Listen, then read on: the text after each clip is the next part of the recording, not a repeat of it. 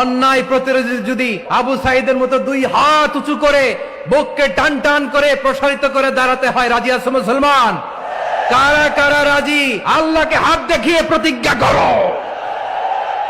এই বিশ্ব ভালোবাসা দিবসের সাথে মুসলমানদের কোনো সম্পর্ক নাই। এগুলোর আউটপুট হিসেবে মাঝে মাঝে ঢাকা মেডিকেলের ডাস্টবিনে নবজাতকের বাচ্চার কান্নার আওয়াজ শুনতে পাওয়া যায়। ওই যে লন্ডনে বসে জনাব তারেক রহমান সাহেবকে আমি ধন্যবাদ দিতে চাই, উনি সংবাদ শোনা মাত্রই ওনার দলের অনেক চাঁদাবাজকে উনি বহিষ্কার করেছে। I do appreciate. প্রতিটি দলের এরকম ইনিশিয়েটিভ নেওয়ার দরকার আছে না নাই? হযরতুল আল্লাম শহীদ মরহুম আল্লামা দেলোয়ার হোসেন সাঈদী রাহিমাহুল্লাহ, ওনার স্মৃতি বিজড়িত আজকের এই ঐতিহাসিক প্যারেড ময়দানের তাফসিরুল কোরআনের প্রোগ্রামে সব আছে। স্টেজ আছে, শ্রোতা আছে, প্যান্ডেল আছে, মিডিয়া কাভারেজ আছে, কিন্তু আমাদের কলিজার টুকরাটা আমাদের মাঝে নাই। আজকের এই প্রোগ্রামে আলোচক হয়ে এই চেয়ারে আমি না বসে ওই শ্রোতাদের কাতারে বসে যদি আমাদের আল্লামার নুরানি চেহারার দিকে তাকিয়ে ওয়াজ শুনতে পারতাম, আমাদের হৃদয়টা ঠান্ডা হয়ে যেত, আমাদের তৃষ্ণার্ত হৃদয় শান্ত হতো। সব আজকে আছে, কি যেন নাই, ঠিক কিনা বলেন? আল্লাহ তাআলা প্রতি 100 বছরে একজন মুজাদ্দিদ পাঠায়, প্রতি 100 বছরে একজন মুজাদ্দিদ, যিনি সমাজকে সংস্কার করেন। আল্লামা দেলোয়ার হোসেন সাঈদী রাহিমাহুল্লাহ ছিলেন তেমন একজন মুজাদ্দিদ। চিৎকার করে বলেন ঠিক কিনা? উনি শিরক বিদআতের আস্তানাকে তছনছ করে দিয়েছেন, তাওহীদের বাণীকে সমুন্নত করেছেন, গণমানুষের কাছে তাফসিরুল কোরআনকে জনপ্রিয় করেছেন। আজীবন তিনি ইসলামকে বিজয়ী শক্তি হিসেবে দেখার স্বপ্ন দেখতেন। এত প্রাঞ্জল ভাষা, এত চমৎকার আধুনিক প্রেজেন্টেশন, গণমানুষের কাছে কোরআনের তাফসিরকে এভাবে জনপ্রিয় করে তোলার মতো ব্যক্তিত্ব আল্লামা সাঈদী ছাড়া দ্বিতীয় কেউ এই বাংলার ভূখণ্ডে নাই। এই যে তাফসিরুল কোরআন, এই যে টার্মিনোলজি, এই টার্মটাই উনি আসলে জনপ্রিয় করেছেন। আমরা আগে জানতাম না যে এভাবে তাফসির করা যায়, এভাবে scientific indications of the Holi কোরআনকে মানুষের কাছে পেশ করা যায়, এভাবে এত জীবন ঘনিষ্ঠ করে, এত ইন্টারেক্টিভ করে কোরআনের কথাগুলো মানুষের কাছে উপস্থাপন করা যায়। উনি অন্যায়ের বিরুদ্ধে সবসময় সোচ্চার ছিলেন, প্রতিবাদী কণ্ঠস্বর ছিলেন। ওনার আলোচনা শুনলে দেহের রক্ত টকবক করে ফুটতে থাকতো। আল্লাহু আকবার, আল্লাহু আকবার, আল্লাহু আকবার। He was a strong mouthpiece of Islamic revivalism. Islamic জাগরণের স্ট্রং মাউথপিস ছিলেন আল্লামা সাঈদী রাহিমাহুল্লাহ। অনেক দোয়া পেয়েছেন। আমরা পড়েছি, এমন জীবন তুমি করিবে গঠন, মরণে হাসিবে তুমি, কাঁদিবে ভুবন। গোটা বিশ্বকে তিনি কাঁদিয়েছেন। আল্লামা যখন ইন্তেকাল করলেন, আমি তখন মালয়েশিয়া থেকে যুক্তরাষ্ট্রে একটা কনফারেন্সে যোগ দিতে যাচ্ছি, কাতার এয়ারলাইন্সে। মালয়েশিয়া থেকে দোহাতে নামলাম। দোহায় যখন আমার ট্রানজিট, তখন শুনতে পেলাম যে আল্লামা বিদায় নিয়েছেন। সোশ্যাল মিডিয়ায় শুনে বিশ্বাস করতে পারলাম না। মুহূর্তের মধ্যেই মাসুদ সাঈদী ভাইকে মেসেজ করলাম, উনি কোনো উত্তর দিতে পারলেন না।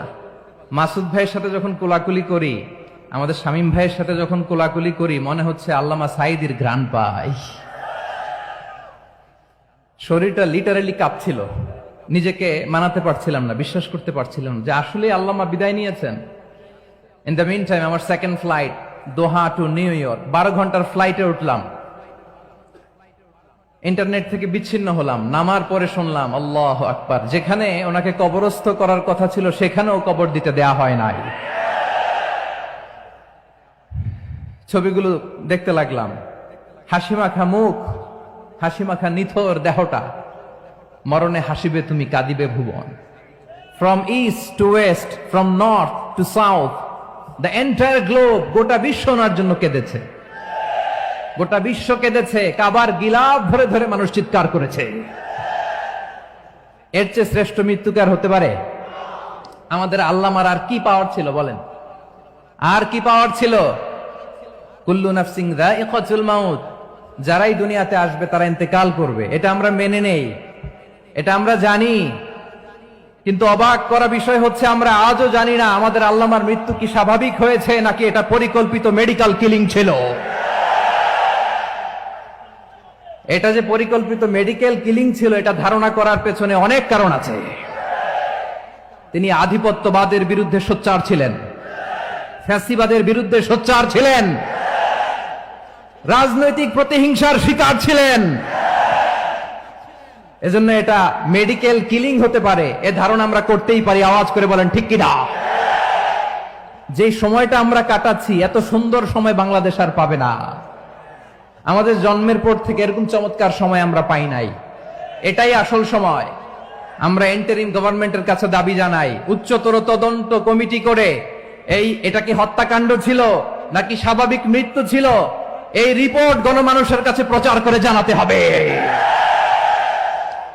এই দাবির সাথে কি সবাই আপনারা একমত? কারা কারা একমত হাত তুলে দেখান।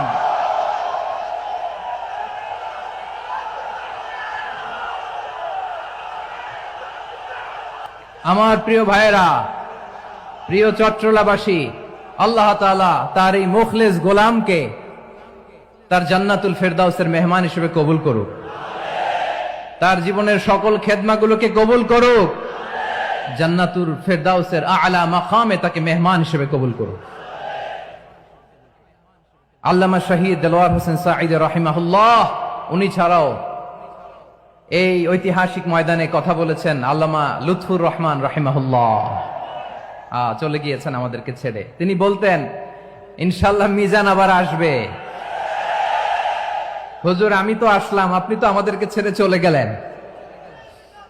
আল্লাহু আকবার, আল্লাহু আকবার, আল্লাহু আকবার। গলায় কোনো সুর ছিল না, সুর দিয়ে কথা বলতেন না, কিন্তু এত চমৎকার শব্দের বুনন, এত চমৎকার প্রেজেন্টেশন, এত চমৎকার ভাবে ঐতিহাসিক বর্ণনাগুলো তিনি উপস্থাপন করতেন। মন্ত্রমুগ্ধ হয়ে আমরা আল্লামা লুৎফুর রহমানের কথা শুনেছি। আমরা হযরতুল আল্লাহ লুৎফুর রহমান রাহিমাহুল্লাহর জন্য এই বিশাল ময়দান থেকে দোয়া করছি, আল্লাহ তাআলা তুমি তোমার এই খাদেমকে জান্নাতের মেহমান হিসেবে কবুল করে নাও। আরো অনেক আল্লামারা এখানে কথা বলেছেন, বিশেষ করে বাইতুল শরফের মরহুম পীর সাহেব হুজুর থেকে শুরু করে আরো যারা যারা তারকাতুল্য ওলামায়ে কেরাম এই চট্টগ্রামের ময়দানে কথা বলেছেন, আলো ছড়িয়েছেন। আমরা এই লক্ষ লক্ষ তাওহীদি জনতাকে নিয়ে তাদের জন্য দোয়া করছি, আল্লাহ তাআলা ওনাদের জীবনের সকল ভুল ত্রুটি ক্ষমা করে দিয়ে তাদেরকে জান্নাতুল ফেরদাউসের মেহমান বানিয়ে নিক। আমরা এই ঐতিহাসিক প্যারেড ময়দানের প্রোগ্রাম থেকে স্মরণ করতে চাই 24-এর ছাত্র নাগরিক অভ্যুত্থানে আমার যে সমস্ত ছাত্র নাগরিক ভাইয়েরা দেহের তাজা রক্ত বিলি দিয়ে নতুন বাংলাদেশ আমাদেরকে উপহার দিয়েছে। বিশেষ করে আপনাদের এই চট্টগ্রামের শহীদ ফয়সাল, শহীদ ওয়াসিম সহ সকল শহীদকে আল্লাহ তাআলা কবুল করুক। আমরা সবাই পড়ি আমিন। প্রিয় ভাইয়েরা, আমি নগণ্য একজন কোরআনের ছাত্র, এত বিশাল মঞ্চে এত বড় প্ল্যাটফর্মে কথা বলা আমার জন্য সাজে না। তারপরও আমাদের মুরব্বীরা আমাদের ডানে বায়ে বসে আছেন, ওনাদের আদেশ ক্রমে, ওনাদের অনুমতি ক্রমে কিছু কথা আজকের এই ঐতিহাসিক প্রোগ্রামে আপনাদের সামনে উপস্থাপন করার চেষ্টা করব। ওমা তাওফীকি ইল্লা বিল্লাহ। প্রিয় ভাইয়েরা, 5 দিন ব্যাপী এই তাফসীরুল কোরআনের প্রোগ্রামে অনেক ওলামা হযরত কথা বলেছেন। যারা কোরআন সুন্নাহ থেকে আমাদেরকে কোরআনের কথাগুলো শোনালেন, আমরা যেন সেগুলো আমল করতে পারি, আল্লাহ আমাদেরকে তৌফিক দান করুক। শুরুতে আমাদের নিয়তটাকে খালেস করে নেওয়া দরকার। এই যে গ্যাদারিং, এই যে হিউজ শোডাউন, এগুলো যদি আমাদের নিজেদেরকে পরিবর্তন না করে তাহলে এতে কোনো লাভ নাই। জোরে বলেন ঠিক কিনা? এই প্রোগ্রাম যদি আমাদের জীবনকে পরিবর্তন করে, আমাদের চিন্তার ডিএনএ কে চেঞ্জ করে দেয়, তাহলেই চট্টগ্রামের প্যারেড ময়দান সার্থক। আসুন আমরা চিন্তাকে খালেস করে নেই। আমরা সবাই নিয়ত করি যে যতটুকু কথা আমরা কোরআনের আলোকে শুনবো, আমলের নিয়তে শুনবো ইনশাআল্লাহ। বলেন সবাই। আপনারা সবাই ঠিকঠাক আছেন তো? কখন আসছেন আপনারা? সবাই আসছেন কখন? সকালে, কেউ দুপুরে, 9টায়? আল্লাহ আল্লাহ আল্লাহ। দুপুরের খাবার খাওয়ার সুযোগ হয়েছিল? খান নাই? রোজা রাখছেন? আহা, আমি কি দিয়ে বিদায় দেব আমার এই ভাইগুলোরে? আল্লাহ তুমি আমার ভাইগুলোরে কবুল করো। ইসলামের পক্ষের এই গণজোয়ারকে আগামীর বাংলাদেশের ইসলামের জন্য তুমি কবুল করো। যেই ভালোবাসা ইসলামের জন্য হয়, যে গণজোয়ার কোরআনের জন্য হয়, পৃথিবীর কোন শক্তি দিয়ে সেটাকে আটকানো যায় না। জোরে বলেন ঠিক কিনা? এজন্য গ্রাজুয়ালি, সিস্টেম্যাটিক্যালি, মেথোডলজিক্যালি আমাদেরকে আগাতে হবে, শুধু আবেগ দিয়ে নয়। বিবেকেরও দরকার আছে না নাই? প্রিয় ভাইয়েরা, আসুন, আমাদের কথা অনেক বেশি, সময় অনেক কম, আমরা আর কাল বিলম্ব না করে মহাবিশ্বয় মহাগ্রন্থ আল কুরআন আল কারীম থেকে কিছু কথা শুনি। আমি যে টপিকটা নিয়ে আজকের ঐতিহাসিক চট্টগ্রামের প্যারেড ময়দানের তাফসিরুল কোরআন প্রোগ্রামে আলোচনা করব, সেটা হচ্ছে সূরাতু আন-নাহলের 90 নম্বর আয়াত নিয়ে কিছু কথা আমরা উপস্থাপন করবার চেষ্টা করব ইনশাআল্লাহ। আমার খুতবার শুরুতেই আপনারা মোটামুটি আন্দাজ করে ফেলেছেন যে আমি কি নিয়ে আলোচনা করব, কারণ যে আয়াতটি আমি তেলাওয়াত করেছি এই আয়াতটি প্রায়শই এই ভূখণ্ডে, এই বাংলাদেশে জুমার দিনে খতিব সাহেবরা দ্বিতীয় খুতবা শেষের দিকে পড়ে না? কি কমন পড়ছে? ইন্নাল্লাহা ইয়া'মুরু বিল আদলি ওয়াল ইহসান ওয়া ইতা'i যিল কুরবা ওয়া ইয়ানহা আনিল ফাহশাই ওয়াল মুনকারি ওয়াল বাগি ইয়া'iদুকুম লাআল্লাকুম তাযাক্কারুন। মুখস্থ আছে না সবার? আসুন আমরা এই আয়াতের সরল অর্থ, এর মর্মবাণী, এর সংক্ষিপ্ত তাফসীর সবাই মিলে আজকের এই প্রোগ্রাম থেকে উদ্ধার করার চেষ্টা করি। আপনারা মনোযোগী আছেন তো? ইনশাআল্লাহ। এই আয়াতটা অনেক কম্প্রিহেন্সিভ একটা আয়াত। সাইয়েদনা আব্দুল্লাহ ইবনে মাসউদ রাদিয়াল্লাহু তাআলা আনহু উনি বলেছেন, ইন্নাহা মিন আজমাই আয়াতিল কুরআন, এটা কোরআনের সবচেয়ে জামে মানে আয়াত।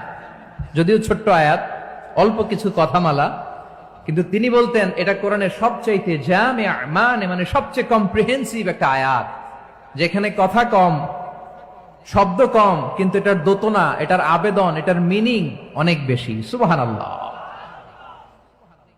এই আয়াতে আল্লাহ তাআলা বেসিক্যালি আমাদেরকে 3টা বিষয়ে আদেশ করেছেন আর 3টা বিষয়ে বারণ করেছেন, মানে নিষেধ করেছেন। আওয়াজ করে বলুন, আদেশ করেছেন কয়টা? প্রিয় চট্টলার ভাইয়েরা, আমার মতো এই যে 3 আঙ্গুল উঁচু করে বলেন, আদেশ করেছেন কয়টা?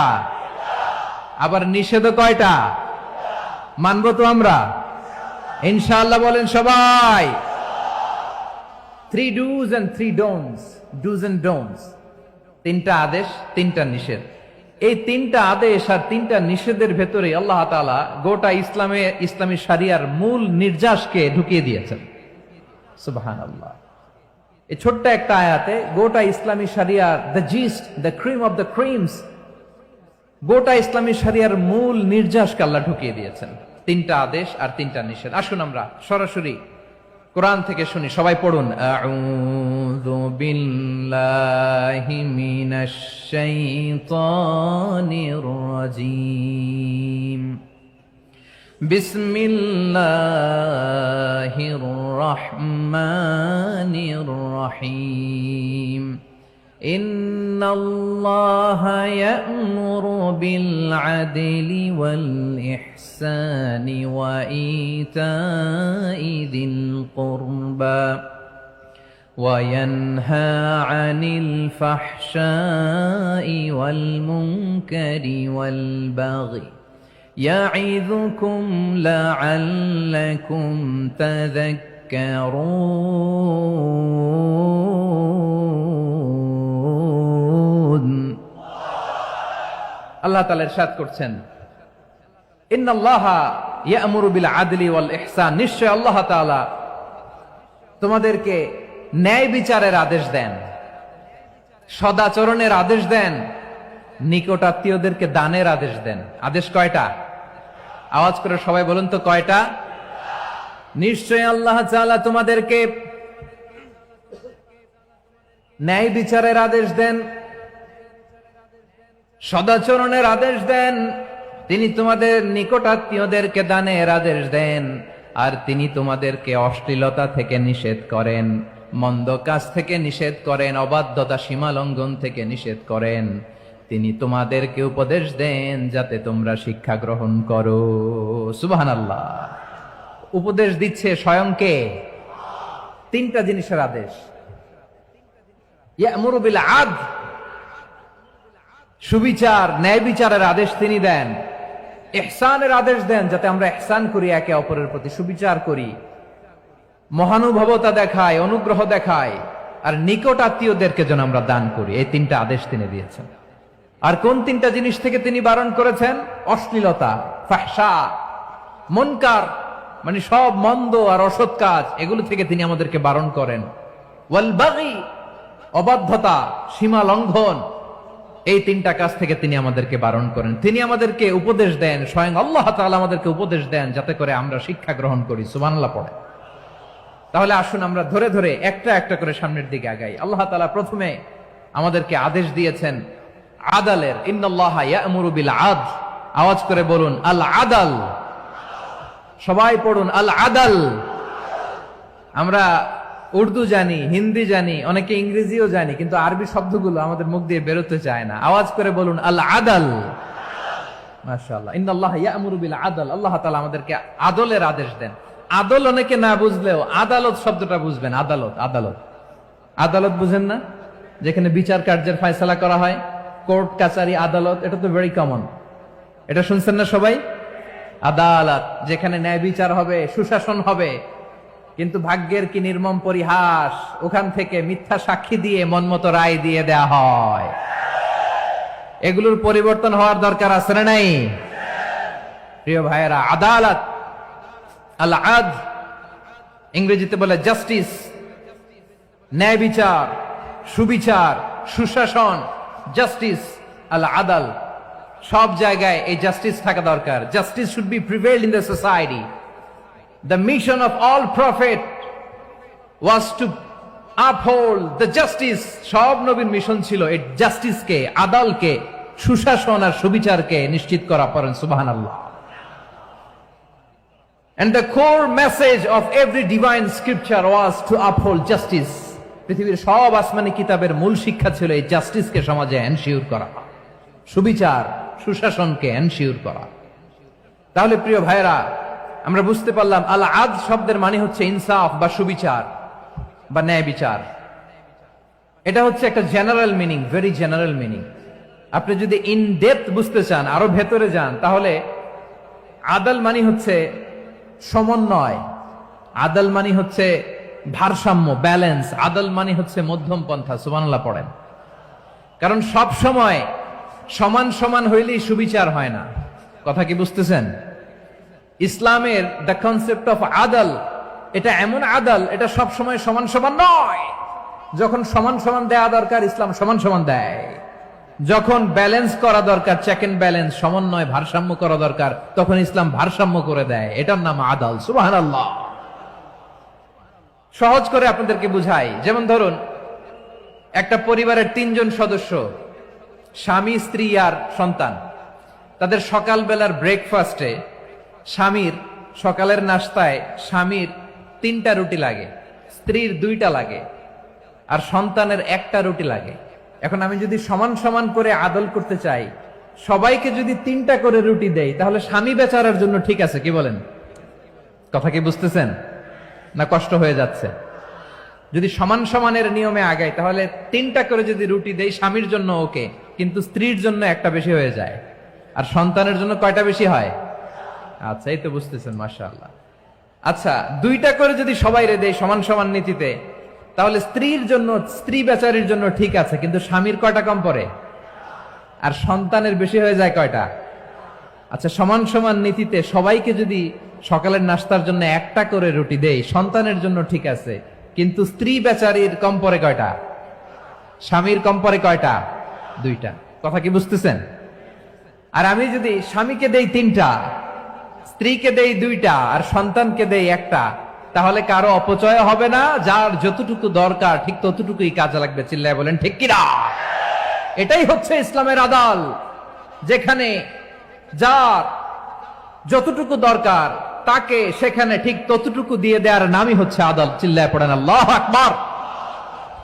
রব্বুল আলামিন বলেন, ইউসিকুমুল্লাহু ফি আওলাদিকুম লিযযাকারি মিসলু হাযযিল উনসায়াইন। আল্লাহ তোমাদেরকে ওসিয়ত করেন, তোমাদেরকে আদেশ দেন, উত্তরাধিকার সম্পদ যখন বন্টন হবে, ছেলেরা যতটুকু পাবে, মেয়ে পাবে তার অর্ধেক। সুবহানাল্লাহ বলেন। দেখেন, ছেলে যদ্দূর, মেয়ে অর্ধেক। ছেলে ডবল পাবে। আপাত দৃষ্টিতে মনে হয় এখানে অবিচার হয়েছে, কিন্তু আসলে কি অবিচার হয়েছে? আপনি বিয়ের ক্ষেত্রে যান, ওইখানে আবার ছেলে মোহরানা দেয়, মেয়ে সেখানে মোহরানা পায়, তাহলে চেক এন্ড ব্যালেন্স, ভারসাম্য, ব্যালেন্স, মধ্যম পন্থা এখানে আছে না নাই?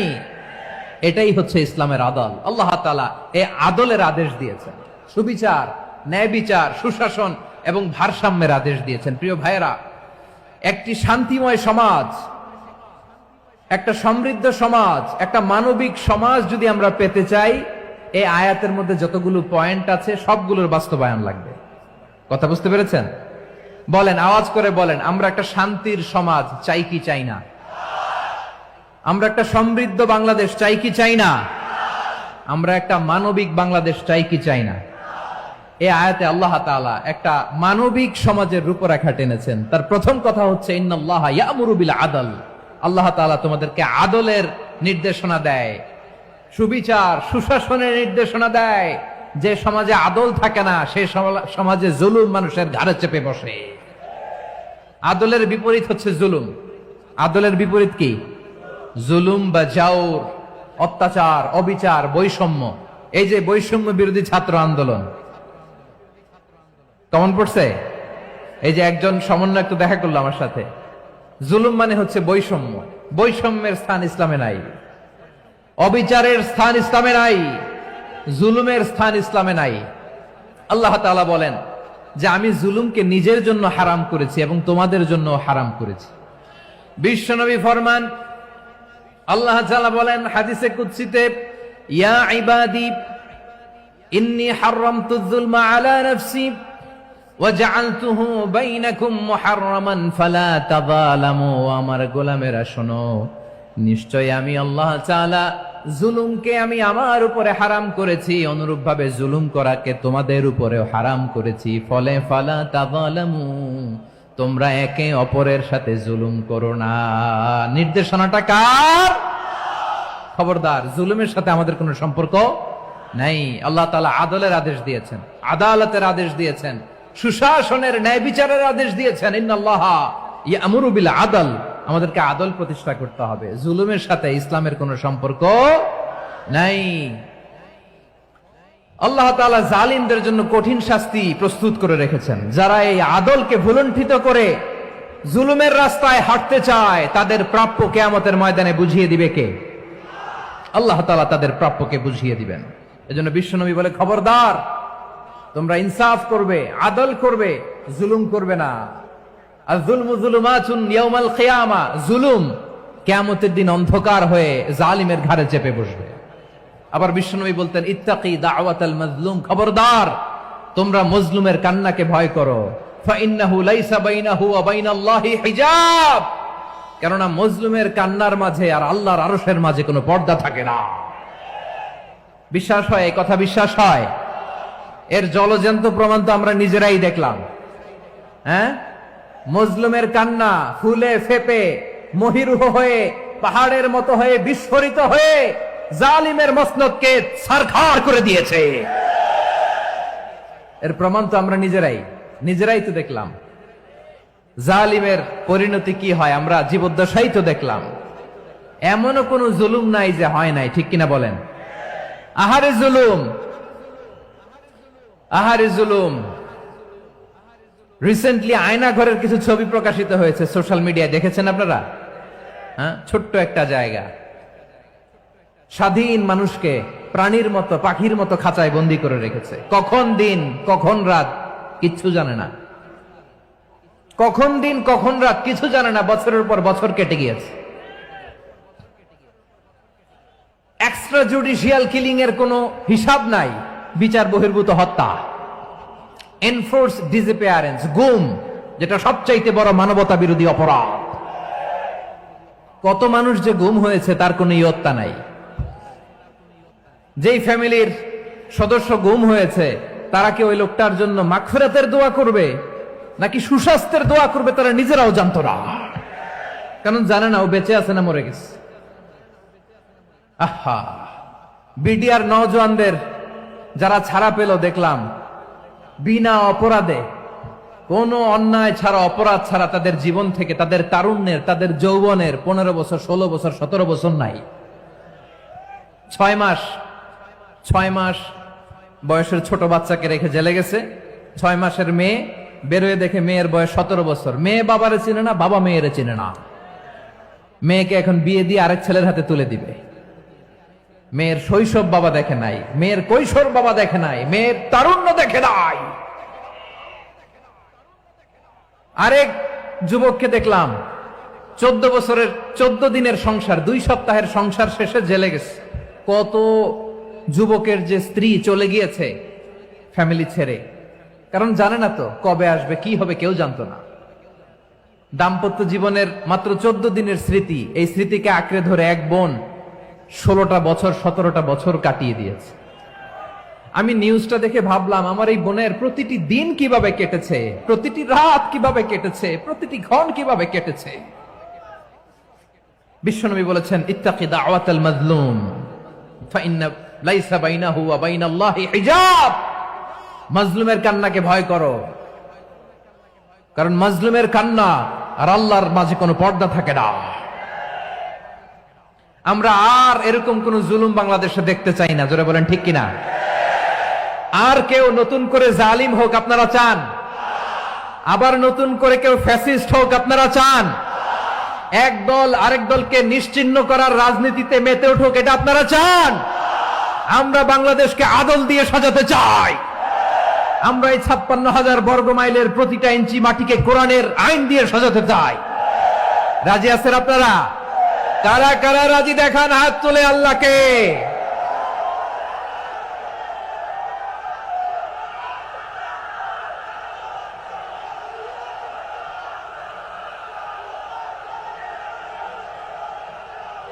বসুন আমার প্রিয় বীর চট্টলার তৌহিদি মুসলমান, আমরা আর নতুন করে কেউ জালিম হোক এটা চাই না। নতুন করে আবার কেউ ফ্যাসিস্ট হোক আমরা চাই না। এক দল আরেক দলকে নিশ্চিহ্ন করার রাজনীতি করুক আমরা চাই না। আমরা সুশাসনের বাংলাদেশ চাই। আমরা মানবিক বাংলাদেশ চাই। আমরা একটা সমৃদ্ধ বাংলাদেশ চাই। আমরা বিশ্বের বুকে সম্মান নিয়ে মাথা উঁচু করে দাঁড়াতে চাই, ঠিক কিনা বলেন? আল্লাহ বললেন, এটা যদি তোমরা চাও, একটা সমৃদ্ধ সমাজ যদি বিনির্মাণ করতে চাও, মানবিক সমাজ যদি বিনির্মাণ করতে চাও, আমি তোমাদেরকে সেজন্য প্রথমে আদালতের নির্দেশ দিলাম। ইন্নাল্লাহা ইয়া'মুরু বিল আদল, নিশ্চয় আল্লাহ তাআলা তোমাদেরকে ন্যায় বিচার সুশাসন এটার আদেশ দেন। সুবহানাল্লাহ। আদাল, ন্যায় বিচারের আদেশ আল্লাহ তাআলা কোরআনের বিভিন্ন আয়াতে দিয়েছেন। আল্লাহ তাআলা বলছেন, ইন্নাল্লাহা يأمركم أن تؤدوا الأمانات إلى أهلها وإذا حكمتم بين الناس أن تحكموا بالعدل إن الله نعم ما يعظكم به إن الله كان سميعا بصيرا। আল্লাহ তাআলা বললেন, আল্লাহ আদেশ দিচ্ছেন, যে ব্যক্তি আমানতের হকদার তার হাতে তোমরা আমানত পৌঁছে দাও। আর যখন তোমরা বিচার কার্য করবে, বিচার ফয়সালা করবে, আদালতের সাথে করো। সুবহানাল্লাহ বলেন। ওয়াইদা হাকামতুম বাইনান নাসি আন তাহকুমু বিল আদল, আদালতের সাথে করবা। আল্লাহ তাআলা বলেন, যারা জাজ হবে, বিচারক হবে, তাদের যদি বাদী বিবাদীর কারোর সাথে শত্রুতা থাকে, কারোর সাথে যদি কোনো ধরনের রেষারেষি থাকে, আল্লাহ বলেন বিচার কার্য করতে যে ওই শত্রুতা রেষারেষির কারণে আদালতের বাইরে যে অবিচার করে বিচার করো না। ওয়ালা ইয়াজরিমান্নাকুম শানাআনু কওমিন আলা আল্লা তা'দিলু ই'দিলু হুয়া আকরাবু লিত্তাকওয়া ওয়াত্তাকুল্লাহা ইন্নাল্লাহা খাবীরুম বিমা তা'মালুন। খবরদার কোন জাতির প্রতি, কোন গোষ্ঠীর প্রতি, কোন গোত্রের প্রতি আক্রোশ যেন তোমাদেরকে ন্যায় বিচার থেকে দূরে সরিয়ে না দেয়, বরং আমি আল্লাহর আদেশ হলো ই'দিলু, তোমরা আদল করো, ন্যায় বিচার করো, সুবিচার করো, সুশাসন প্রতিষ্ঠা করো। হুয়া আকরাবু লিত্তাকওয়া, এটাই তাকওয়ার সবচেয়ে কাছাকাছি। সুবহানাল্লাহ বলেন। কোরআনের বিভিন্ন আয়াতে আল্লাহ তাআলা স্পেসিফিকলি ধরে ধরে বিচার করার সময় আমরা যেন আদাল করি সেটা বলেছেন। কোরআনের কোন কোন জায়গায় আল্লাহ তাআলা এই আল আদল শব্দটা ব্যবহার করেছেন। আবার একই জিনিস ইনসাফ, সুবিচার, সুশাসন, ন্যায় বিচার, ন্যায় পরায়ণতা বুঝাতে আল্লাহ তাআলা কখনো কখনো আল কিসত শব্দটা ব্যবহার করেছেন। আওয়াজ করে সবাই বলুন আল কিসত। প্রিয় ভাইরা, সবাই আওয়াজ করে আমার সাথে সাথে বলুন আল কিসত। আল্লাহ তাআলা বলেন ওয়া ইন হাকামতা ফাহকুম বাইনাহুম বিল কিসতি ইন্নাল্লাহা ইউহিব্বুল মুকসিতিন। যখন তুমি বিচার করবে, বিশ্বনবীকে উদ্দেশ্য করে অ্যাড্রেস করে বললেন, নবী হে, ইহুদিরা কোনো বিষয়ে মীমাংসার জন্য যদি আপনার দরবারে আসে, যদি বিচার করতে হয়, খবরদার অবিচার করবেন না। ফয়সালা যেটা করবেন কিসতের সাথে করবেন, ন্যায় পরায়ণতার সাথে করবেন, কারণ ইন্নাল্লাহা ইউহিব্বুল মুকসিতিন, নিশ্চয় আল্লাহ রাব্বুল ইজ্জাত ন্যায় পরায়ণশীলদেরকে বড্ড ভালোবাসেন। সুবহানাল্লাহ বলেন। ন্যায় পরায়ণ লোকদেরকে আল্লাহ তাআলা বড্ড ভালোবাসেন। অন্য আয়াতে আল্লাহ তাআলা বলছেন وَنَضَعُ الْمَوَازِينَ الْقِسْطَ لِيَوْمِ الْقِيَامَةِ فَلَا تُظْلَمُ نَفْسٌ شَيْئًا। আমি কিয়ামতের দিন ন্যায় পরায়ণতার মানদণ্ড স্থাপন করব, যেটাকে আমরা মিজানের পাল্লা বলি। আল্লাহ বলেন ন্যায় বিচারের মানদণ্ড কিয়ামতের ময়দানে আমি আল্লাহ স্থাপন করব। সেদিন কারো প্রতি বিন্দু পরিমাণ, এক চুল পরিমাণ অবিচার করা হবে না, কোনো অবিচার করা হবে না। সেদিন সুশাসন হবে, সুবিচার হবে, ন্যায় পরায়ণতার সাথে বিচার হবে। আওয়াজ করে পড়েন আল্লাহু আকবার। তাহলে প্রিয় ভাইরা, যে তিনটি বিষয়ে আল্লাহ তাআলা আমাদেরকে আদেশ দিয়েছেন, তার প্রথমটা হচ্ছে আদালত, ইনসাফ, সুবিচার, ন্যায় বিচার। এটা আমরা চাই কি চাই না? বিশ্বনবী ন্যায় বিচার, ন্যায় পরায়ণতা, সুশাসন প্রতিষ্ঠিত করেন কি করেন নাই? আপনারা বিশ্বনবীর সিরাত যারা পড়েছেন, আপনি দেখবেন বিশ্বনবীর সিরাতের পরতে পরতে, বাঁকে বাঁকে, সিরাতের বাঁকে বাঁকে এই আদালতের নমুনা মেলে। সুবহানাল্লাহ বলেন। ছোট্ট একটা নমুনা রাসূল সাল্লাল্লাহু আলাইহি ওয়াসাল্লামের আসসিরা আল আতরা থেকে ছোট্ট একটা নমুনা আপনাদের খেদমতে এখানে উপস্থাপন করি। বিশ্বনবী সাল্লাল্লাহু আলাইহি ওয়াসাল্লাম মক্কা বিজয় করলেন ৮ম হিজরিতে। মক্কা বিজয় শেষে তিনি কয়েক সপ্তাহ মক্কাতে অবস্থান করলেন। ইন দ্য মিন টাইম মক্কার একটা ভেরি প্রেস্টিজিয়াস এন্ড ডিগনিফাইড ফ্যামিলির নারী চুরিতে ধরা পড়ল। কিসে ধরা পড়ল? সবাই বলেন কিসে? আমাদের সমাজে আসেনি এটা? আছে? ছোট না বড়? হ্যাঁ, হিসাব করে শেষ করা যায় না। ৩.৫ লাখ কোটি টাকা নাই উন্নয়ন প্রকল্পের নামে। উন্নয়ন প্রকল্পের নামে ৩.৫ লাখ কোটি টাকা নাই। ৩.৫ লাখ কোটি টাকা লিখতে পারবেন আপনি? এক টানে লিখতে পারবেন? বুঝতেছেন কত বড় সংখ্যা? হ্যাঁ, বনু মাখজুমিয়া গোত্রের এক নারী মক্কায় চুরিতে ধরা পড়ল। বলেন তো চুরি করলে বিধান কি? কি কাটতে হবে? চুরির বিধান হলো হাত কেটে দাও। তাও সেটা গোপনে নয়, প্রকাশ্যে জনসম্মুখে হাত কেটে দাও। বনু মাখজুমিয়া গোত্রের নারী যখন চুরিতে ধরা পড়লো, সাহাবারা চিন্তায় পড়ে গেলেন। সবেমাত্র মক্কার লোকেরা কালিমা পড়ে মুসলমান হয়েছে, ইসলামের আইন কানুন তেমন জানে না, ইসলামী শরিয়ার সাথে বেশি পরিচিত নয়। এখন যদি বিশ্বনবী চুরির যেই বিধান এটা যদি কায়েম করে হাত যদি কেটে দেয়, না জানি মক্কার লোকেরা আবার বিগড়ে যায়, না জানি মক্কার লোকেরা আবার মুরতাদ হয়ে যায়, না জানি মক্কার লোকেরা ইসলাম থেকে দূরে সরে যায়। চলো চলো, সাহাবীরা মিলে পরামর্শ করলেন, চলো বিশ্বনবীর কাছে যে বলি, ও নবী, শুধু কেবলমাত্র একমাত্র এই নারীর জন্য চুরির হাত কাটার বিধানটা আপনি একটু থামিয়ে দেন। চুরির হাত কাটার যে বিধান এখানে একটু রহিত করে দেন, বাকিগুলা কইরেন মদিনাতে যে চলবে, কিন্তু মক্কায় এবারের জন্য মাফ করে দেন। কিন্তু কে বলবে? এই যে পরামর্শ, সাজেশন, এটা কে দিবে বিশ্বনবীর কাছে? সাহাবারা চিন্তায় পড়ে গেলেন। আল্লাহর নবীর সামনে দাঁড়িয়ে আল্লাহর দেয়া হুদুদ, আল্লাহর দেয়া বিধান থামিয়ে দেওয়া, মাফ করে দেওয়া, এই কথা বিশ্বনবীর সামনে বলার সাহস তো কেউ রাখে না। কেউ কেউ বলল, বিশ্বনবীর পালক পুত্র যায়েদ বিন হারেসার সন্তান উসামারে বিশ্বনবী নাতির মতো আদর করে, বড্ড বেশি ভালোবাসে উসামারে। এজন্য সাহাবারা উসামাকে বলতো হিব্বু রাসূলিল্লাহ, বিশ্ব নবীর ভালোবাসা। কি বলতো? সাহাবীরা বললেন বিশ্ব নবীর ভালোবাসা, হিব্বু রাসূলিল্লাহ, উসামারে পাঠাও। উসামারে বিশ্ব নবী নাতির মতো স্নেহ করে, মায়া করে, ভালোবাসে। আমরা পারবো না, উসামা পারবে। সবাই মিলে ফুলিয়ে ফুসিয়ে ওসামাকে, ছোট্ট ওসামাকে রাজি করালো। ওসামা, এমন এমন কথা যে তুমি বিশ্বনবীর কাছে বলতে হবে, পারবা নাকি? ওসামা বলে পারবো।